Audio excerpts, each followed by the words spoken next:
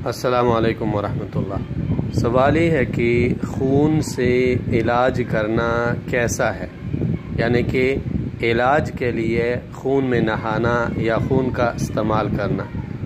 جواب یہ ہے کہ خون سے علاج کرنا حرام ہے، اور دلیل اس پر سورہ مائدہ کی آیت ہے جس میں اللہ تعالیٰ نے ارشاد فرمایا ہے کہ تم پر مردار اور خون حرام کر دیا گیا ہے، اور سورہ انعام میں اللہ تعالیٰ نے فرمایا کہ مراد اس خون سے بہتا ہوا خون ہے۔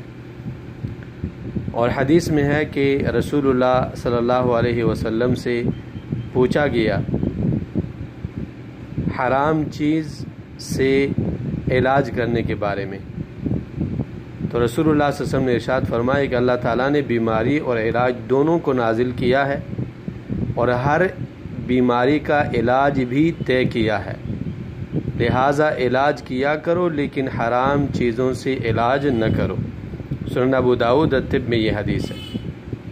اسی طرح حدیث رسول اللہ صلی اللہ علیہ وسلم نے ارشاد فرمایا کہ اللہ تعالیٰ نے حرام کردہ چیزوں میں قطعاً شفا نہیں رکھی۔ احادیث الصحیحہ 1633 نمبر پر یہ حدیث ہے۔ اور رسول اللہ صلی اللہ علیہ وسلم سے پوچھا گیا کہ کیا ہم شراب کو شفا کے طور پر استعمال کر سکتے ہیں، تو رسول اللہ صلی اللہ علیہ وسلم نے فرمایا کہ یہ دوا نہیں بلکہ یہ تو بذات خود بیماری ہے۔ سنن ابی داؤد الطب میں یہ حدیث ہے۔